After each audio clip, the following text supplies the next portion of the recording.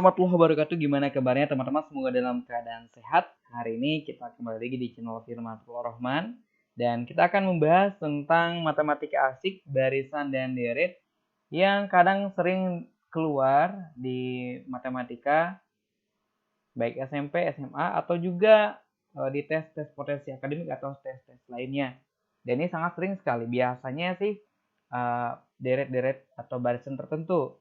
Misalnya kalau di SMA atau itu biasanya deret-deret aritmatik, geometri, ada deret bertingkat. Tapi ada juga kalau untuk tes-tes potensi akademik biasanya ada barisan angka dan huruf dengan beberapa pola. Nah, saya akan memberikan contoh yang dia ada satu pola, dua pola, dan tiga pola.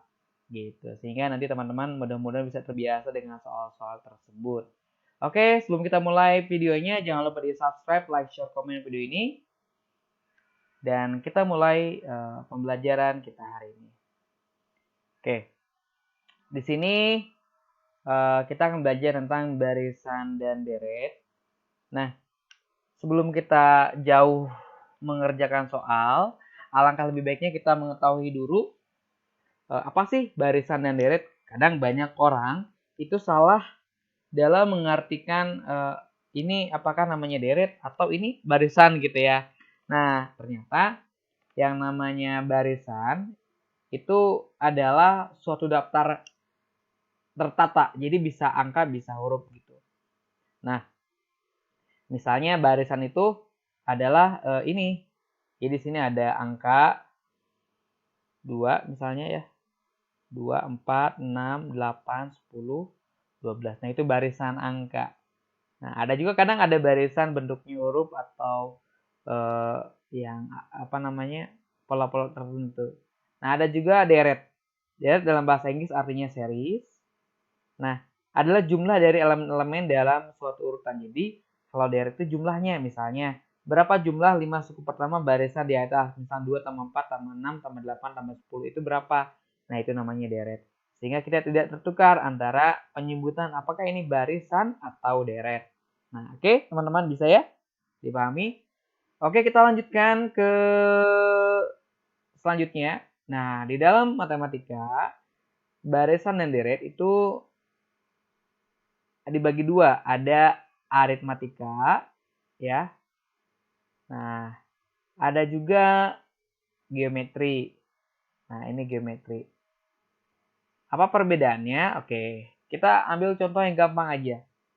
Nah, tapi pengertian dulu, kalau aritmatika itu ialah sebuah barisan dengan selisih antara dua suku berurutan selalu tetap. Misalnya, angkanya 2, 4, 6, 8, 10, 12. Nah, bedanya itu adalah suku setelahnya itu ketika dikurangi dengan suku sebelumnya itu sama dengan setelah dan sebelumnya. Jadi misalnya gini aja langsung ya. 4 min 2 sama dengan 2 kan. Itu harus sama dengan 6 min 4. 6 min 4 berapa? Sama 2. Jadi ini bedanya 2. Artinya ya dia pertambahannya 2. 2 tambah 2 4 tambah 2 6 tambah 2 8 dan seterusnya. Itu namanya beda. Jadi UN min 1. Nah, terus gimana saya ingin mengetahui suku ke N. Misalnya saya nggak tahu nih suku ke berapa nih, 1, 2, 3. Jadi kalau suku ke berapa itu kayak urutan ke berapa sih gitu ya. Nah sekarang ini misalnya ini ke 1, 2, 3, 4, 5, 6. Ini ke 6 kan. Nah untuk mengetahui suku ke 6, misalnya saya hanya baru mengetahui A-nya saja. A itu suku pertama ya. A itu suku pertama itu sama dengan, misalnya saya ingin mencari suku ke 6. Awalnya saya nggak tahu ceritanya, maka ini sama dengan 2 ditambah N-nya berapa? N-nya itu 6-nya. 6 kurang 1 dikali beda. Bedanya berapa? 2. Sama dengan 2 ditambah 6 kurang 1 berapa? 5 kali 2 sama dengan 5 kali 2 10 tambah 2 12. Oke? Jawabannya adalah 12. Nah, sekarang untuk mengerti suku tengah, suku tengah itu ya suku yang di tengahnya, maka UT setengah U1 ditambah UN dibagi 2, oke? Tapi jarang keluar sih kalau di soal-soal. Nah, biasanya sering keluar itu adalah SN, yaitu jumlah dari misalnya 5 suku pertama, 3 suku pertama gitu ya. Nah, itu berapa? Nah, itu SN. Nah, rumus SN sendiri sama dengan N per 2 dalam kurung A plus UN. Oke, kalau kita mau contohin misalnya berapa jumlah 3 suku pertama. Secara ini kan 3 suku pertama ini kalau kita hitung manual sama dengan 12 kan. Sama nggak dengan cara Sn dengan rumus kita masukin. Sn itu berarti suku ketiga S3 karena kan kita ingin menghitung 3 suku pertama. Sama dengan N per 2, N-nya 3 dibagi 2 dalam kurung A-nya berapa? 2 ditambah UN. UN itu suku terakhirnya yang akan kita cari 6 kan? Karena suku ketiganya 6. Nah, 6. Kayak gitu, seri 6. Nah, sama dengan 3 per 2 dikali 2 tambah 6, 8. Sama dengan kita coret. Ini jadi 4, ya kan? Sama dengan 12. Nah, oke, terbukti bahwa penjumlahan 3 suku pertama dengan rumus Sn sama dengan N per 2 A plus UN. N per 2-nya N-nya 3 per 2, A-nya 2 atau suku pertama plus UN. UN itu suku terakhir yang ditanyakan, yaitu suku ke-6. Suku ketiga, yaitu 6 sama dengan 3 per 2 kali 8 sama dengan 12. Oke, mudah ya. Itu namanya deret aritmatika. Oke, sekarang kita masuk ke deret geometri.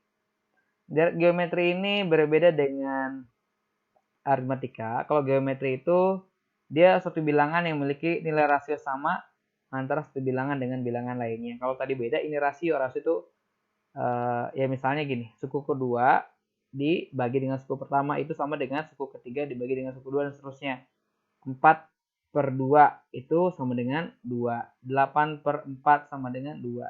Jadi ini dibagi ini 2, ini dibagi ini 2 dan seterusnya. Itu rasio namanya. Ya, namanya rasio. Nah, ini penulisannya nggak bagus ya. Tapi intinya kalau R itu R-nya R kecil sama dengan UN ya. UN berarti UN min 1 per UN. Gitu. Oke, selanjutnya deret geometri. Jadi penjumlahan deretnya kayak gimana? Itu ini agak kurang tepat ya karena saya lupa dipangkat. Jadi gini, harusnya Sn sama dengan A dikali 1 min R pangkat N per 1 min R. Ketika R-nya itu dia lebih kecil dibandingkan dengan 1. Tapi ketika R-nya lebih besar dari 1, tinggal dibalik aja. A dalam kurung R pangkat N min 1 per R min 1. Ini ketika R-nya lebih besar daripada 1. Misalnya kita buktikan, kita ingin menghitung 3 suku pertama biar mudah aja ya. Ini sama dengan 14 kan, 2 tambah 4 tambah 8, 14. Kita buktikan dengan ini, sama dengan Sn, S3 ya. S3. Sama A-nya berapa? A-nya itu suku pertama itu 2 dikali 1. R-nya kan 2 ya. R-nya kita udah cobain 2. Maka dia 2 dipangkatin 3, N-nya 3 kan, min 1 per R-nya 2 min 1. Sama dengan 2 dikali 2 pangkat 3, 8 min 1 per 1. Oke, sama dengan 2 dikali 7 sama dengan 14. Oke, sama ya hasilnya yaitu 14. 8 tambah 2 tambah 4 sama dengan 14. Oke, selanjutnya, oh ya lupa saya. Nah, untuk mencari suku ke N, misal kita ingin mencari suku keempat nih, berapa suku keempat? Maka rumusnya UN sama dengan A kali R N min 1. R itu rasio, A-nya suku pertamanya 2, rasionya kita ingin mencari suku keempat, R-nya itu 2, N-nya itu 4 min 1, sama dengan 2 dikali 2 pangkat 3 sama dengan 2 dikali 8 sama dengan 16. Oke, ketemu ya, sama hasilnya suku keempat adalah ini U4 berarti. Oke, itu deret geometri, barisan dan deret geometri. Oke, mudah ya. Kita lanjut ke barisan dan deret bertingkat. Nah, ini kadang muncul di beberapa soal dan kadang deretnya itu tidak beraturan bedanya. Ketika pakai rasio juga nggak bisa, pakai pola aritmatika juga nggak bisa. Misalnya ini 1, 4, 9. Jadi penambahannya itu 1 ke 4 ke 9 ke 16. Itu penambahannya kan ini 3. Ini 5. Ini 7 kan. Ini kan penambahannya beda-beda. Kalau tadi bedanya cuma misal 3, 3, 3 atau 4 per 1 sama dengan 9 per 4. Terusnya, nah ini nggak bisa. Sehingga harus pakai, kita lihat bedanya dulu. Nah, ternyata bedanya ini berpola. Yaitu ini lihat. 3 ke 5, 2 kan. 2. Terus 5 ke 7, 2. Nah, ini yang jadi dia punya pola bedanya itu dia memiliki pola lagi. Nah, setelah kita ketemu polanya terhadap penambahannya 2, nah kita tandain ini adalah A, ya, ini B, ini C.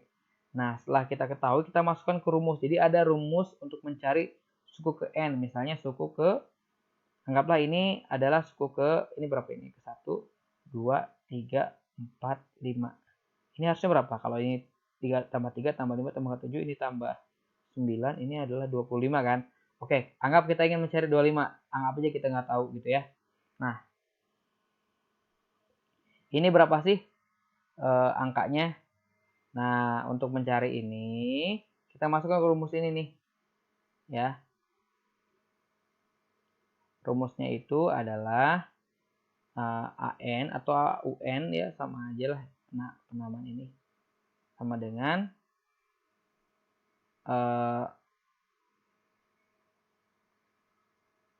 A aja deh ya, biar sama. AN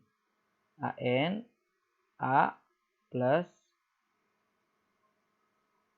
A-nya A kecil aja deh, kita samain ya. Ini B, ini C. Nah, kali B N-1 per 1 faktorial per ditambah ini sampai C kan, maka dia sampai C.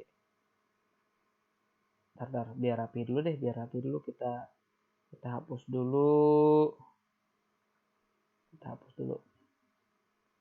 Sorry. Kita hapus dulu. Harus konsisten dulu ya. Ini A-nya A besar aja deh, biar teman-teman gak bingung.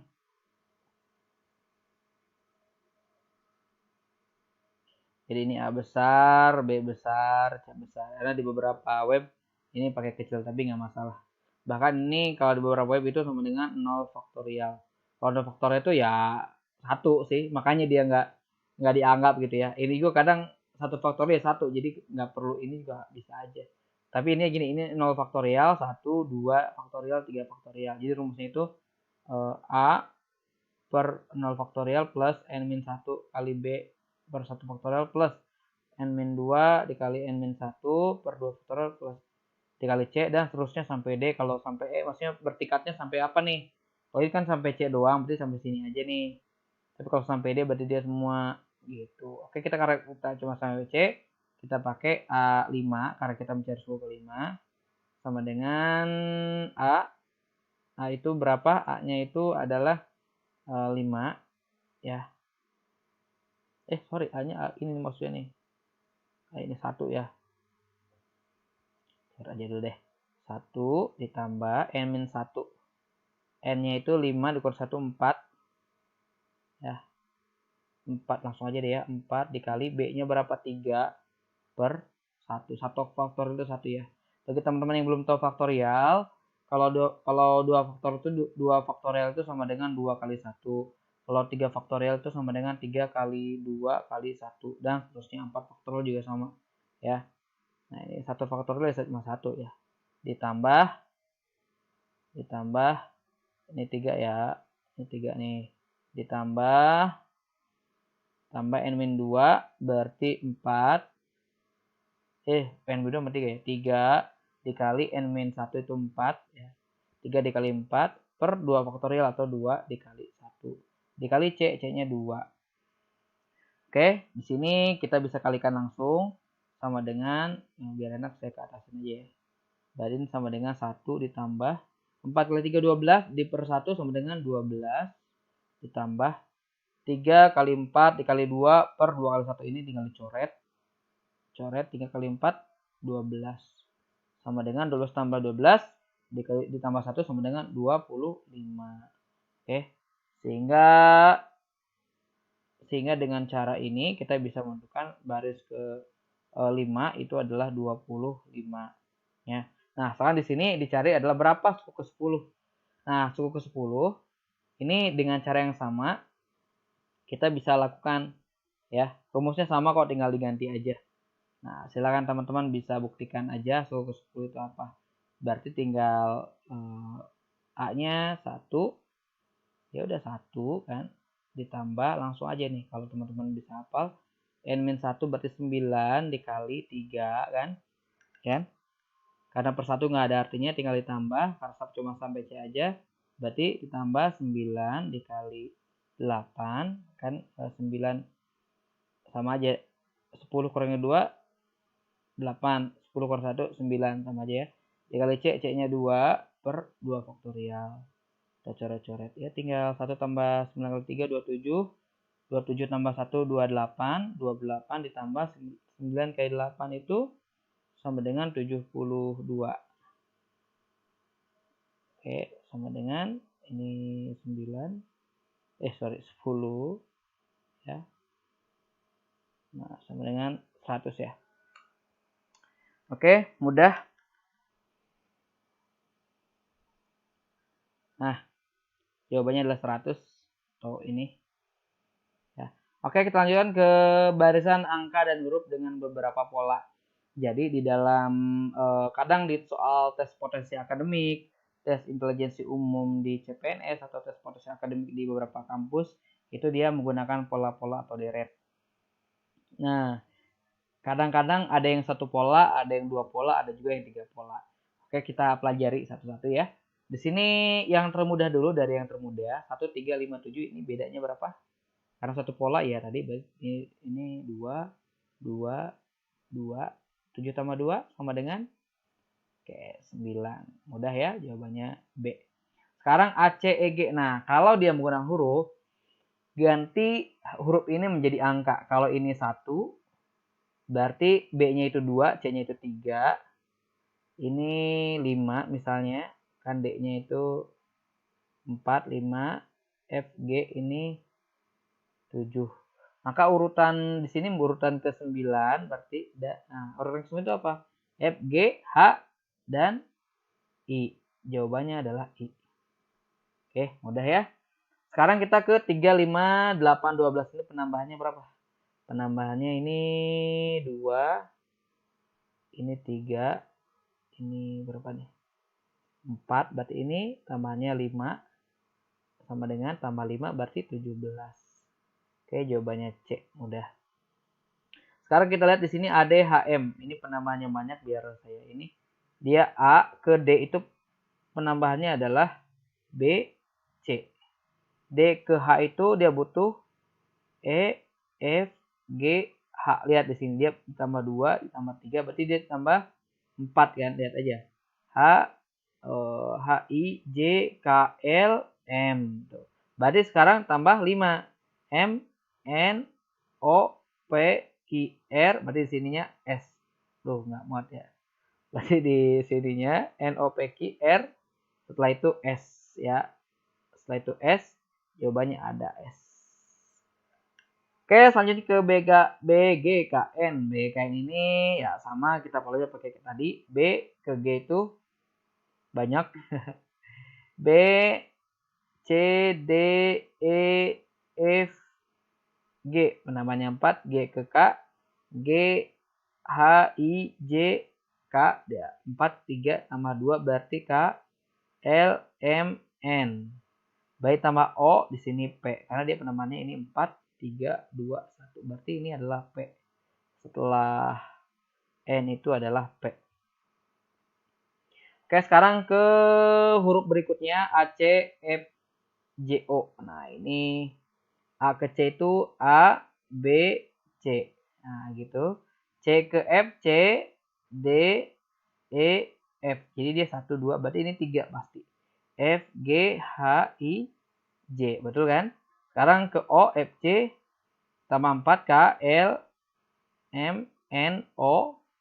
Nah, setelah itu tambah 5 berarti O, P, Q, R, S, T. Di sininya adalah apa? U. Oke. Oke, jawabannya adalah U. Jawabannya ada. Oke, sekarang kita ke pola ke-7. Di sini ada 4, 9, 16, 25, 36. Nah, ini berapa? 4 ke 9 nambahnya itu 5, 9 ke 16 itu namanya 7. Ini ke sini namanya 9. Ini berarti penambahannya 2, 5, 7, 9. Berarti ke sini penambahannya berapa?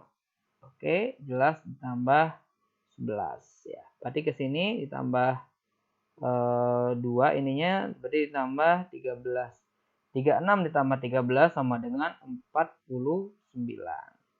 Nah, ini untuk menggunakan satu pola. Tapi terkadang di dalam barisan atau deret matematika itu ada yang menggunakan 2 pola atau bahkan 3 pola. Kayak gimana yang 2 pola? Oke, saya akan tunjukkan yang 2 pola. Kalau 2 pola itu dia loncatnya 2. Misalnya kayak gini.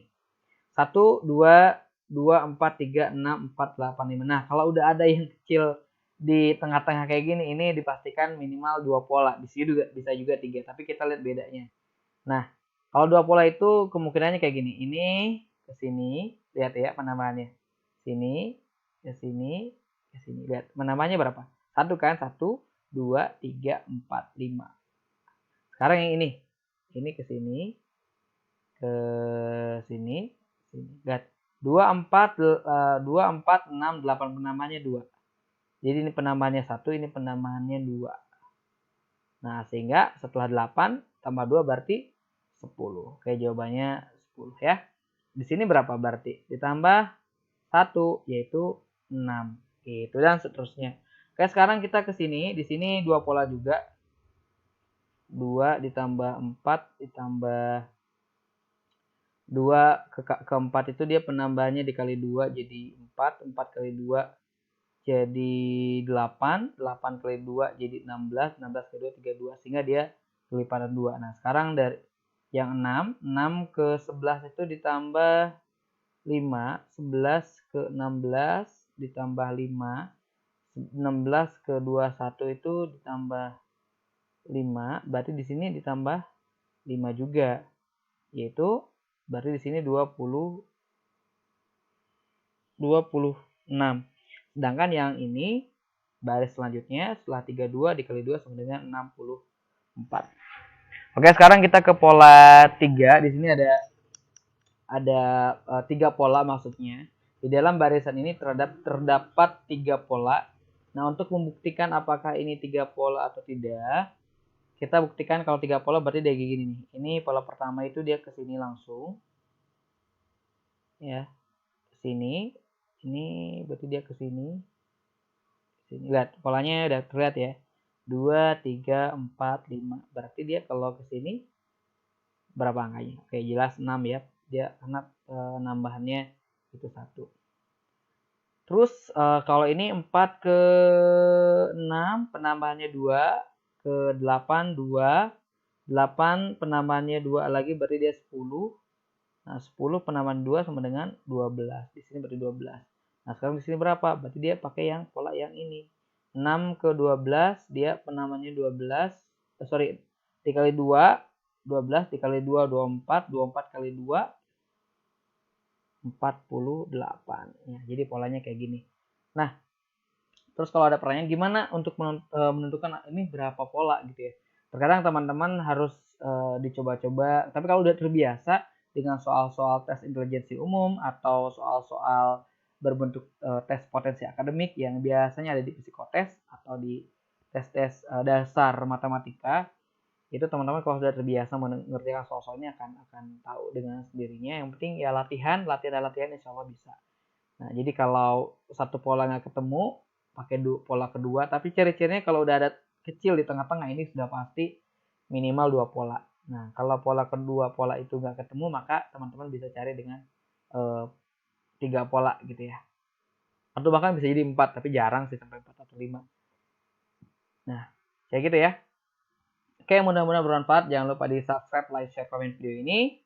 Dan mudah-mudahan teman-teman bisa mendapatkan wawasan dari channel ini. Dan kalau ada pertanyaan atau ada request materi bisa di kolom komentar. Atau ada juga yang ingin mengoreksi dari video ini, saya terbuka. Silahkan dikoreksi di kolom komentar, kita diskusi di sana. Terima kasih, saya Firman Lorman undur diri. Assalamualaikum warahmatullahi wabarakatuh.